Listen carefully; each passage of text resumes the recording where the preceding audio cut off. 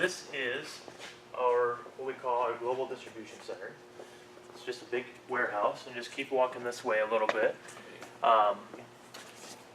So this is where everything kind of begins and starts for us, right in this front area. My name is Juan Bessa. I'm from South Brazil, and my school in Brazil was actually Faculdade Batista do Paraná, which is basically a Baptist college. And here I'm currently attending Calvin Theological Seminary. I'm currently taking a THM in philosophical theology. That's the concentration. The main reason is I always had interest in philosophy and theology and the relationship between this disciplines, so to speak. And that's why I wrote about that in my previous school in Brazil.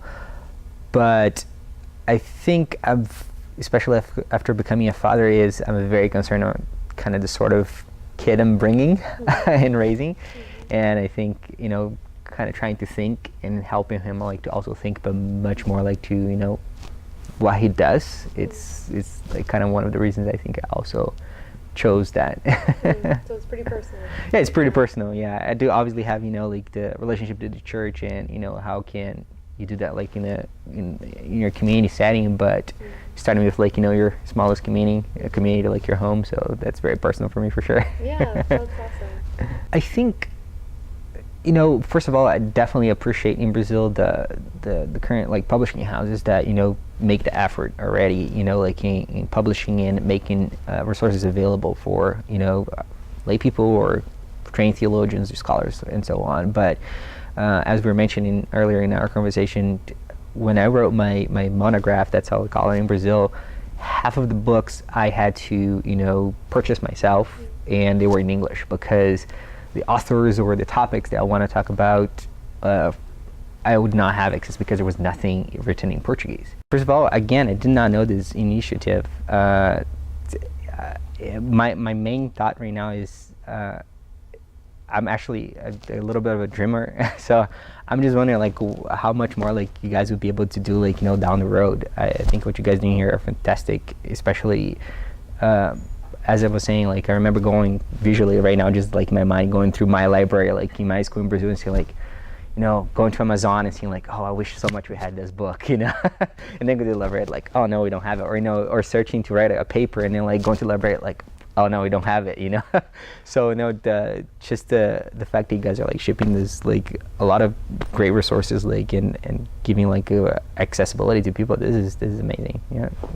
Okay, my name is Thiago. I am from Brazil, and I am doing my THM in Calvin Seminary, THM in New Testament. Well, theological books in Brazil is very expensive today, especially in some Brazilian regions.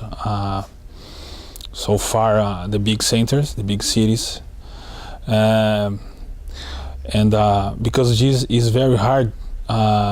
A student has many books, many theological books there. But books are very important in the pastoral preparation. And the churches of Brazil today suffers because in Brazil there are today a big mix with a Christianity, a Catholic, evangelical, and the Pentecostal Christianity, with African religions and Spiritism too. So many leaders, many pastors in Brazil to lead the church in strange ways because this is very important. Good books, good theological books to these leaders. So my name is Daniel Aguiluz. I am from Peru. I study at Calvin Theological Seminary, and I'm in the PhD program studying historical theology with a focus on Cyprian's doctrine of church unity and ways that we could retrieve that for global evangelicalism today. So I became an evangelical in my early 20s,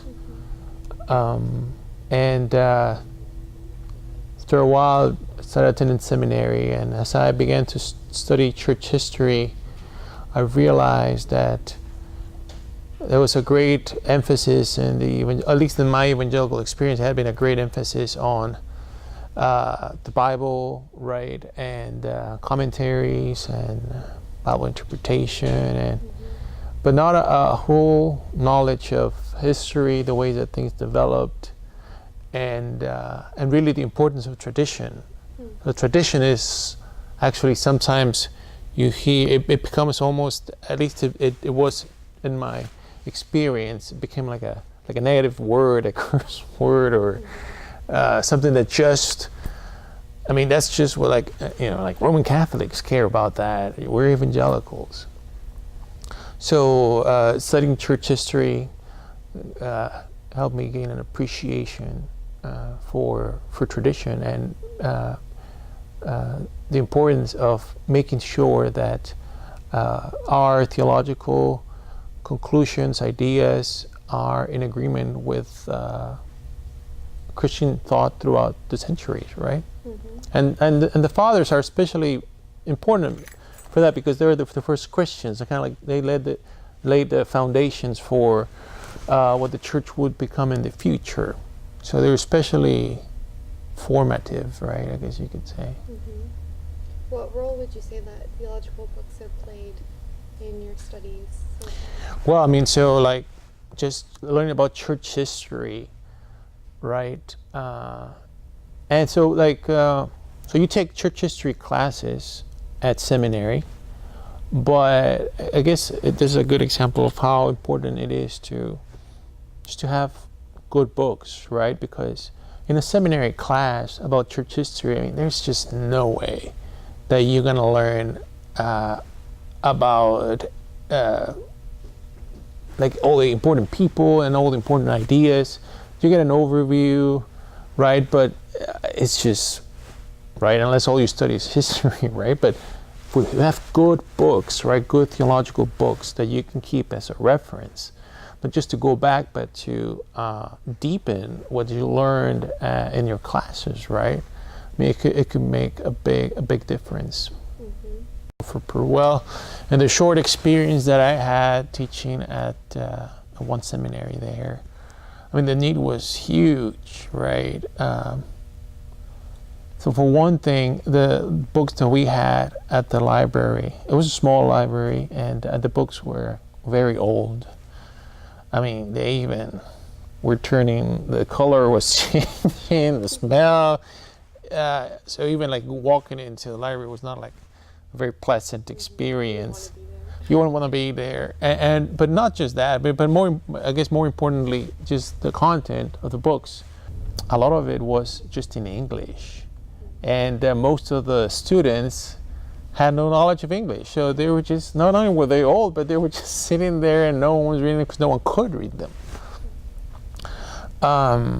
So the need is great. The need is great. And books that you find, even at the libraries, not the libraries, but bookstores, right? Like evangelical bookstores are usually kind of like, they're geared for like more like popular books, and not a whole lot of like in-depth theological thinking, right? So, but because of that, even like these students, when they went, they couldn't find books at the library, at the seminary. If they went to bookstores, they really wouldn't find a whole lot of like useful resources in their language, right? So all that to say, the need is great. The students are not coming here thinking, or to the seminary thinking, I want to become a scholar. I want to become a pastor, right? That's what most of them want to do. I want to serve a church.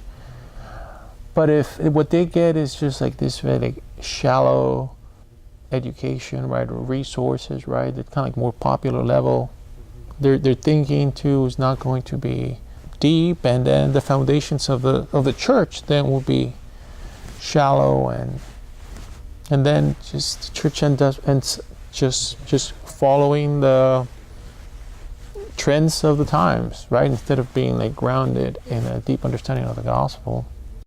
This is a wonderful ministry, and from what I understand, it's the only ministry of its kind in the world. So it's really then serving a real need, right, that is not being met otherwise.